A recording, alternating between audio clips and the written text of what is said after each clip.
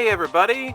Today I'm going to talk about all the Land video games from the late 80s and the early 90s. You know, long before Call of Duty, Mass Effect, all these popular games, Halo, Modern Warfare, all this modern crap.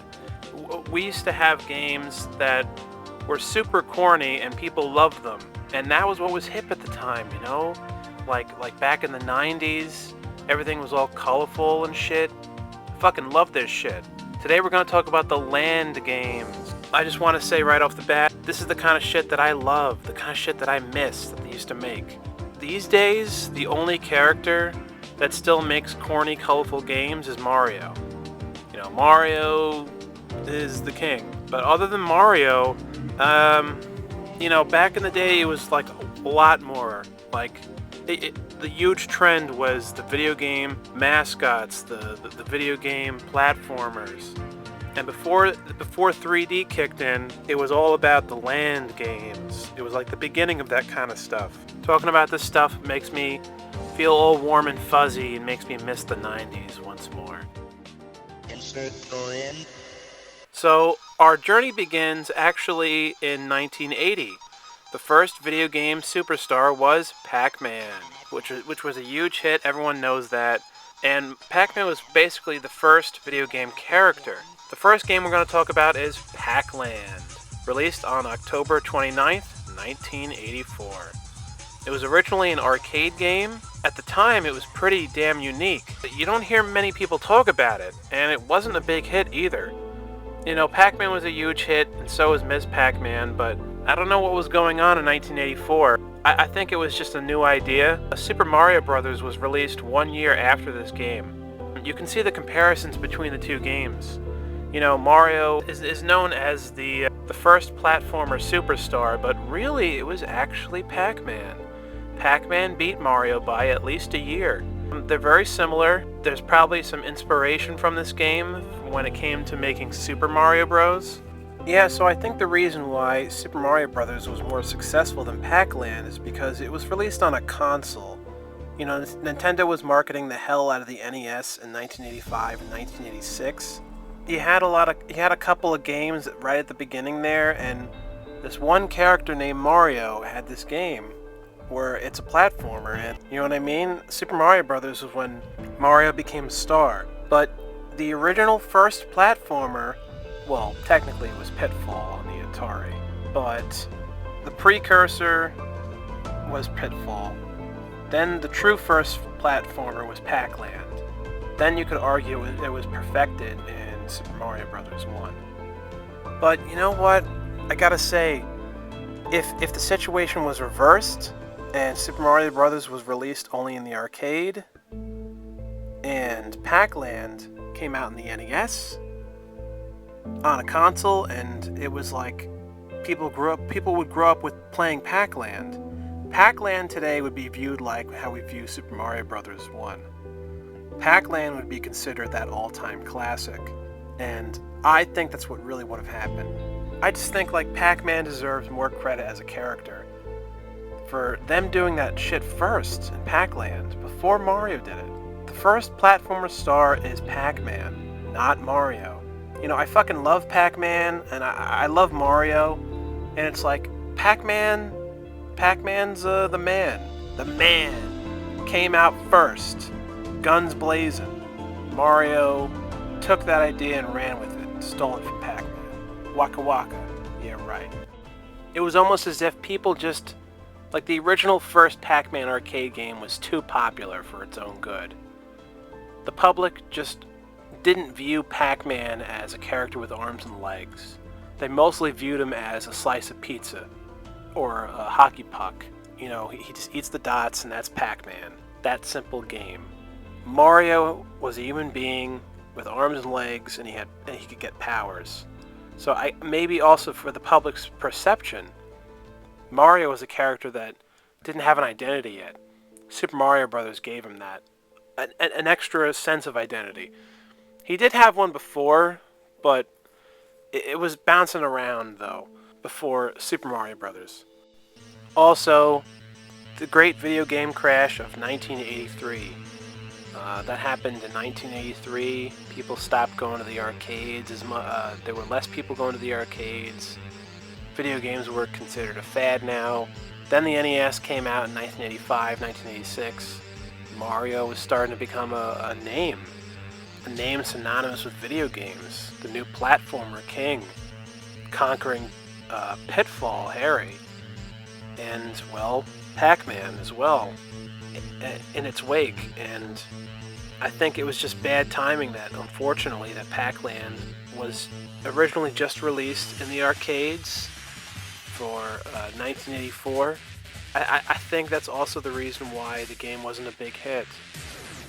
It's unfortunate with the circumstances because Pac-Man fucking did it first, damn it. Yeah, so Pac-Land is super fucking underrated and was also used as a level in Super Smash Bros. The Pac-Land level. So yeah, that was fucking awesome to see that. In this game, Pac-Man has this awesome outfit where he's wearing like this fedora hat with a feather on it, and I fucking love that shit. It's just adding a little more flavor to the look of the character. This game was also loosely based off of the cartoon show they had of Pac-Man back in the 80s, which was actually officially released on DVD only a few years ago. And I have it, and it's actually pretty cool. But anyway, there's lots of buildings in this game, and fire hydrants and stuff, and you gotta jump over stuff, and it's really cool. There's also fairies in this game, which is very interesting to add this like other piece to Pac-Man's lore to his like land. You know, the fairies add a magical, whimsical wonderland aspect to the whole thing. Back then, it was all about something magical and mysterious and fantastical and colorful at the time. They released this giant like image of this map of Pac-Land, and it's super like awesome because you see Pac-Man throughout all the different parts of the land. When I see this image, it just makes me think of the map of Super Mario World, which was released in 1991. That game's amazing. It's super rare to come across a Pac-Land arcade cabinet. So if you happen to come across it, take some pictures and send it to people because it is a rarity and it is super cool to find. Also, Pac-Land was released on a few game consoles. It came out for the Famicom, which was the NES in Japan. It also had a release on the TurboGrafx 16, which is really awesome. And I actually have a copy of that game. And it also came out for the Atari Lynx. Did anyone have that? The Atari Lynx was like the Game Boy for Atari, and it had a lot more color. Leave a comment below if you actually owned an Atari Lynx back in the day. And it would be extra neat if you actually had Pac-Land on the Atari Lynx and actually played it back in the day. You know, for all the 1% of you out there that actually had that experience. The second game we're going to talk about today is Mappy-Land. Released in 1986, 2 years after Pac-Land, and after Super Mario Bros. It's fitting we're talking about this game next since we just talked about Pac-Land, and now we're talking about Mappy-Land.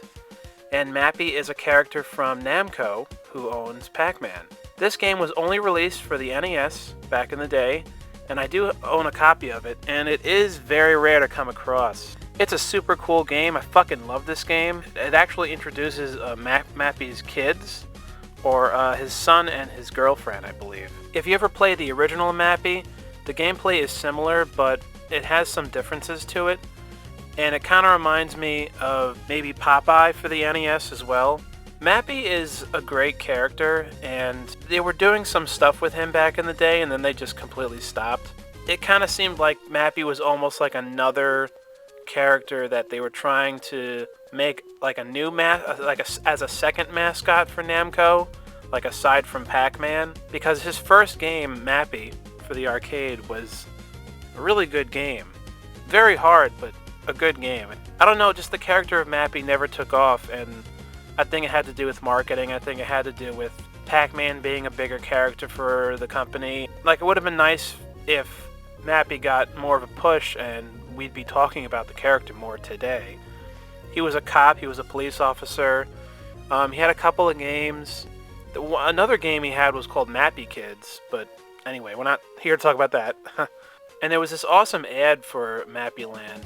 Are you quick enough for Mappy-Land? They show the box of the game in a mousetrap. It's kind of clever. I mean, they're trying. They're pushing it, but they're trying.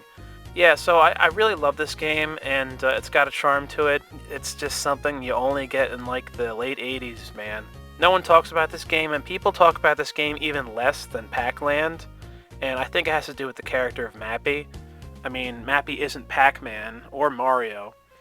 But once again, if they pushed Mappy more and did more with the character, and like kept making games of his instead of just stopping completely, then maybe the character would have taken off and he'd be some super popular character today. But Mappy became this obscure video game character that only people like me, like old fogies that like the old stuff, really care about him. Game number 3, and here we have everyone's favorite, Super Mario Land, released April 21st, 1989, for the Game Boy. Super Mario Land is a fucking great game, has very catchy music, and it's super imaginative. I can probably talk about this game for like an hour. Speaking as a 90s kid, most of my generation grew up playing this game in like the mid to late 90s. Even though it was released in 1989, it still like had the feel of like a 90s era. And the late 80s was very similar to the early 90s. A lot of us 90s kids who were born in like the early 1990s, we grew up with some of the stuff that came out during the late 80s, because that stuff was still big. Like The Little Mermaid was actually released in 1989, and we were all watching that when we were young kids. Everyone of my generation watched The Little Mermaid during the mid-90s, even though it's a film from 1989. The same thing goes for Super Mario Land. It was also released in 1989. I used to play this game a lot on my Game Boy, and it was a great way to you know, just thinking about this game and like the original Game Boy in general, but especially this game, it just brings you back to your childhood where you're at some party or you're at the dentist, waiting in the room, you know, the small room that's so fucking boring, or you're at school, you're on the school bus on the way to school, or during recess, and it's like you got your Game Boy playing Super Mario Land. It's just fucking memories, you know. It's like that warm, fuzzy feeling, just thinking about this game, just looking at the cover and the art for the game totally brings you back to that super fun, super bright and colorful, corny era that was the 90s. Something that is lost on us nowadays in the land of video games. Pardon the pun, the land of video games.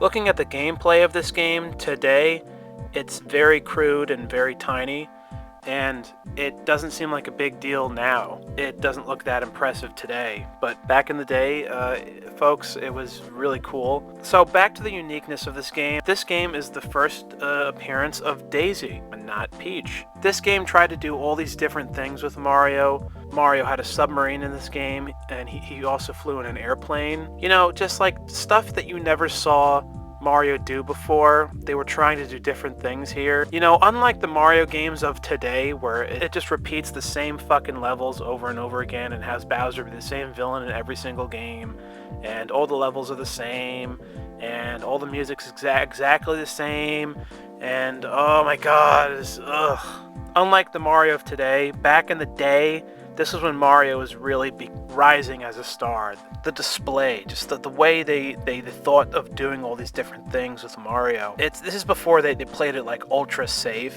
There's certain like levels in this game that are inspired from real locations. One of the levels has zombies. Yes, that's right, zombies. What other Mario game do you know where Mario fought zombies? Yeah, that's right, that's what I thought. Of course, this game achieved million seller. And I know, like, that's not a big deal nowadays. Video games sell in the millions. But you gotta remember, back in the late 80s and the 90s, like, that was considered a big accomplishment for these companies. This was before they were super enormous juggernauts of the industry. So at the time, that was a big deal, and it was awesome the way they presented it on the box, like with the gold label and the gold ribbon. It makes it seem like extra special. It makes it seem like if you're getting this game now at the Million Seller Edition, you're now about to experience what all these other kids got to experience before you. And now you are part of them. You are now part of the Super Mario Land experience. The same thing goes for all the other games when you saw that, the gold on it, the gold right on the front with the Nintendo ribbon, the seal. And Mario's enemy in this game is not Bowser, but Tatanga. That's right, a purple alien with a spaceship. That's fucking right. Never heard Tatanga? Well, what a surprise. Nintendo just never brought him back ever. But he does appear in Super Mario Land 2. It's like they brought Daisy back when they made Mario Party 3 and Mario Tennis. So it's like, why can't you bring Tatanga back? They never brought him back, and that's really stupid. Yeah, so all of us who grew up back in the day, like mesmerized by the cover of Super Mario Land, like looking at all the images on the cover, yeah, that purple alien thingy that looks like a spaceship that Mario dodges and he looks behind, that thing on the cover, you think it's just some regular villain. No, that is the main villain of the game, actually. You would never know that. I really dug into the game, but Tatanga actually also appeared in a comic book where he had more detail on him as well. It's a shame they never brought the character back or did more with him, and he didn't, like, it's like he didn't wind up being like Wario, where Wario became this superstar. They didn't bring Tatanga back and do anything else with him, and that's a shame. Like, Tatanga should be in Super Smash Bros. In the zombie level, the zombies actually hop around, and you can see that on the cover of the game. You can see the hops behind the zombie. Pretty cool stuff. It's like that detail, you know. Yeah, so Super Mario Land is a classic. Even to this day, I still think it's one of the best Mario games. Yeah, that's right. For all the flash of all the new Mario games, like the new 2D Mario games, they just don't have the simplicity and the creativity that the Land games had, that still make them, actually, I think, better than those newer Mario games. And Super Mario Land 1 became the second best-selling game on the Game Boy, I think behind Tetris. And it's also one of the highest-selling Mario games of all time as well. They give Mario a new damsel of distress to rescue, a new girl that he has feelings for. They give Mario a new villain. They give Mario vehicles to operate for the first time. This is like new shit. It's like stuff that's not the same repetitive stuff. And that's what makes Super Mario Land 1 and 2 so special. There's an extremely rare record that was released called The Ambassadors of Funk featuring MC Mario. And it's an album. And it has the cover of Super Mario Land on it. It has this guy on it called MC Mario. All the songs on the album are all remixes of the Mario themes from all the classic Mario games. From like Super Mario World, Super Mario Land 2, Super Mario Brothers, some from Super Mario Brothers 2. He was definitely a big Mario fan, definitely. And the fact that he picked the cover of Super Mario Land for the cover of that album is awesome, because that cover, it rules. Look it up. It's extremely rare. I don't know if you'll be able to find it, but it's called The Ambassadors of Funk featuring MC Mario. Very cool stuff. On to our next classic from 1992. We have Super Mario Land 2, 6 Golden Coins. One of my favorite fucking Mario games of all time, and one of the best Mario games of all fucking time. And everyone who's my age, a 90's kid, fucking knows it. This game will kick your ass and you will love it for it. No, I'm just kidding. It's not that hard. Mario has awesome power-ups in this game. The graphics are bigger, way bigger in size compared to Super Mario Land 1. This game feels like Super Mario World on the Game Boy. All the worlds are super creative. You got a huge map to walk around. And yeah, like the map also reminds me of Pac-Land's map. Each world is very different than the next. Super creative stuff. There's this one that everyone remembers where the turtle sticks its neck out and eats you, and then you're inside the turtle, and all the levels take place inside the turtle. It's very creative. There's this one level where the Goombas are wearing hockey masks. It's trying to be a parody of Jason from Friday the 13th. There's like a witch boss in the game. Whatever that character is, that witch, she was never brought back. There's also Rabbit Mario. This is a power-up exclusive to this game, Rabbit Mario. And then eventually we got Flying Squirrel Mario, and I thought that was kind of like a return of the Rabbit Ear Mario. Even the Propeller Mario costume from the first New Super Mario Bros. Wii, I thought it was similar, but come on, compared to both of those power-ups, isn't Rabbit Mario so much cooler? There's also Fire Mario once again. You know, the music in this game is extremely catchy. Once again, the Game Boy had a kick-ass soundtrack. Yes, it was primitive. Yes, it was a bunch of bleeps and bloops and blops and whatever the fuck. But it was super catchy and memorable. And this game also had the debut of Wario. A lot of Mario fans already know that, but he's the final boss in this game, and the second to last boss, I believe, is Tatanga. You fight him on the moon or something like that. Just the artwork, once again, just like Super Mario Land 1, the artwork for this game is amazing. And, you know, once again, it's a 1992 video game, but I gotta tell you, this is a game that we played during the mid to late 90s on the Game Boy. Of course, million seller, absolutely. I really feel like it's the best game on the Game Boy, aside from the Pokemon games, aside from Pokemon Red, Blue, and Yellow. It's like those three are the trilogy, and then plus Super Mario Land 2, 6 golden coins. One of the coolest things in this game is when you go to the castle, and you're not even allowed to go in it yet, but you see Wario moving back and forth on the top of the castle. That was so creepy and mysterious and awesome at the time. So you have to collect a coin from each of the worlds, and then once you get all the coins, it allows you to fight Wario. But the thing is, there's like a statue in the game, and I think everyone knows what I'm going to talk about, whoever played this game before. But this was always really funny and annoying back in the day, is that this is the one flaw with this game I'm going to say right now. Other than that, this game is fucking amazing. But everyone knows what I'm about to talk about. It's like, you say you collect 4 coins, okay? But now you have like 5 more coins to get. But if you die once, and I mean fucking once, if you get one game over, every single coin you just collected goes bye-bye, bye-bye. It's like Mario would say. All the coins disappear.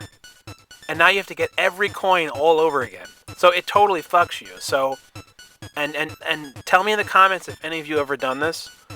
The kids, us kids back in the day.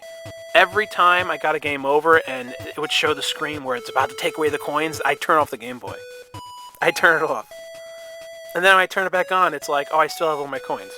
And so that was a way to not lose all those coins you just collected.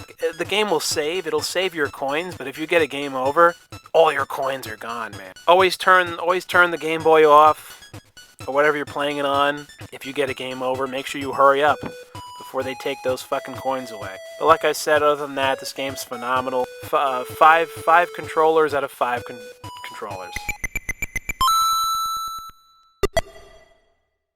Also released within the same year, on April 27th, 1992, Kirby's Dream Land on the Game Boy. Yes, and this is Kirby's first video game. And this was when Kirby was white. That's right, folks. Before they made him pink, he was originally white. And the original Kirby's Dream Land 1 is a classic. It's Kirby's first game, his first video game. I believe in his first game, he doesn't suck up enemies yet and take their powers. That doesn't come until the second or third game. In his first game, he could gust wind on the enemies to defeat them. Like, he can suck up the enemies and then throw the enemies at another enemy to defeat them. You see the classic stuff that we know of Kirby today.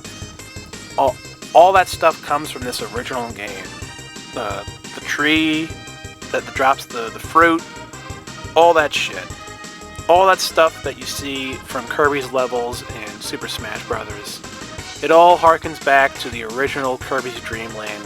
To 1994, Super Mario Land 3, Wario Land, released on January 21st of 1994. Even though it's called Super Mario Land 3, playing as Wario in replace of Mario. Wario has his own unique power-ups he gets in this game. He gets different hats. This is the beginnings of Wario becoming a star. It's like the first time like Wario is becoming cool, actually.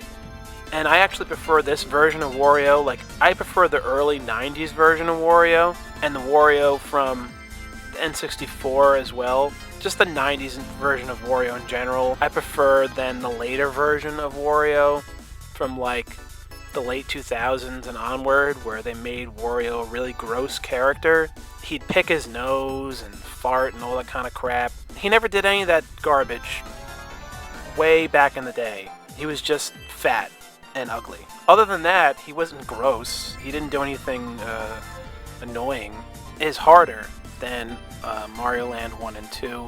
You have to be more creative to defeat the levels. You have to get certain items throughout the levels, and if you don't, then you can't beat the levels. Moving on to 1995. We have Donkey Kong Land for the Game Boy, released on June 26th, 1995. The Donkey Kong Country trilogy on the Super Nintendo, I have a lot of fond memories of. I fucking love those games. I remember growing up back in the day, seeing my cousin play Donkey Kong Land on his Game Boy, and the cartridge was yellow. So it doesn't look as good because it's on Game Boy. It doesn't look that great looking today. But back in the day, it was just really cool to have when you were super bored and in the doctor's office or at school, and your parents were talking to the teachers, and you just had that. And this is when Donkey Kong and Diddy Kong were a big deal, and they were in their own games, and they had more games. So, yeah, anyway, Donkey Kong Land rules. You know, they basically gave Donkey Kong this because they gave Mario something, and it's awesome. DK and Diddy are one of the great duos of the video game mascots. And also, come to think of it, the cartridge for DK64 was also yellow. Yeah, that was another trend on the Game Boy. Special games would have a different color cartridge. They also did that on the N64 as well. It was especially cool on the Game Boy because, I don't know, it was the Game Boy, so it was a tinier system, so it was like when you had a cartridge that wasn't just a typical gray cartridge, it was like, ooh, it's special. It's a different color or has sparkles on it. You gotta love that shit. It was like owning a trading card back in the day when trading cards were huge in the late 90s, and it was like holographic or had sparkles on it when that trend was going on. So Nintendo did that also for their cartridges, for their systems back in the golden 90s. So very flashy. You don't see that anymore though. On March 21st, 1995, we received Kirby's Dream Land 2. On the cover of the game, we have Rick the Hamster, I believe his name is. And most of us know him, seeing him for the first time from one of the trophies in Super Smash Bros. Melee, which is pretty funny. There's not a lot to say, I guess, but Kirby's Dream Land 2 is another classic game. Up next, we have Donkey Kong Land 2, released for the Game Boy. September 23rd, 1996. Now we're getting good, right? The late 90s was the best. Better than the early 90s. I would say the best years of pop culture to me are the late 90s and the early 2000s. I'd say probably 95 all the way to like 2000, 2005. 95 to 2005, the golden years. Anyway, Donkey Kong Land 2 is a port on the Game Boy of Donkey Kong Country 2. Got Dixie Kong and Diddy Kong. I love this game even more than the first Donkey Kong Land. This was, of course, back in the day when like Rareware was still part of Nintendo, and they created Diddy Kong, they created Dixie Kong and the other Kongs. It was really Rareware that gave Donkey Kong a tie and a new identity, and really gave him a whole breath of new life. it's really Rareware that are responsible for why Donkey Kong is a big name today. And after they were purchased by Microsoft, those fucking cocksucker bastards, after that shit happened, that bullshit, now, because of that, you know, Nintendo always struggled after that happened to make new Donkey Kong games. They really have more focus on their other characters, so that's why Rareware were the ones to take off with Donkey Kong. And they cared, but not Nintendo. Not as much, no. And Diddy, I think, is a better character than Donkey Kong. I mean, they're both awesome in their own ways. But Diddy is special. Diddy kind of reminded you of Bart Simpson, you know, or Tails. He's just such a great character. Yeah, so Donkey Kong Land 2, fucking classic. On to our final games. Donkey Kong Land 3 was released on October 27th, 1997 for the Game Boy. It also apparently had a Game Boy Color version in Japan only. I'm not like other people. I love Donkey Kong Land 3. And I love Donkey Kong Country 3. I think it's a great game. I love the baby character. And it's really cool that it focuses on Dixie in this game because the second game focused more on Diddy. Yeah, what can I say? It's a great game. I have a lot of fond memories of Donkey Kong Land 3. Also released on November 27th, 1997. We have Kirby's Dream Land 3, which was actually released on the Super Nintendo, which is why most of us actually haven't played this game. In 1997, lots of people were still playing Super Nintendo, but in 97, that was when the N64 was taken off like a fucking rocket ship into outer space with exploding with candy and all that other shit. The Nintendo 64 was burning hot rubber in 97, so a lot of us didn't even know there was, well, I mean, we assumed that there was a trilogy, that there was a Kirby's Dream Land 3, but none of us would have thought it was on the Super Nintendo. But I think it's really cool they actually put it out for the Super Nintendo because Kirby needed more games for the Super Nintendo. I think he had 3. Cool game, you know, of course, better graphics than Kirby's Dream Land 1 and 2, but, you know, Kirby's gone a long way as a character and he has a lot of great games. Even some of his new games are still pretty damn cool. Even though he's come a long way, his very beginning, Kirby's Dream Land, is still so memorable. Super Mario World was on the Super Nintendo. I think that's why Super Mario Land was given the name, because it's like, it's small, the Game Boy is smaller than the Super Nintendo. So it's like, it can't be Super Mario World because it's on Game Boy, so it's Super Mario Land because it's smaller, it's a smaller world, so now it's a land. I think that's a really cool, creative way that they thought of doing that back in the day. Yeah, so I just hope I was able to take you back in this video, back to the olden days. Back before all this modern, boring shit. Back when it was humble and an innocent time where cute and colorful graphics were hip. And we fucking loved that shit and ate that shit up, and it was badass. And just those memories of being on the school bus or in the dentist office, you know, or just chilling at home, just playing your Game Boy, playing Kirby Land, DK Land, Mario Land, just that warm and fuzzy 90s feeling. I just hope I was able to bring you back to that warm and fuzzy time just for a little while in this video. Anyway guys, thank you so much for watching this video. Like and subscribe. I have a lot of videos on this channel for a lot of different stuff. And if you love retro video games, then keep watching these videos. Thank you so much for watching. Have a great, blessed day. See you later. Ciao.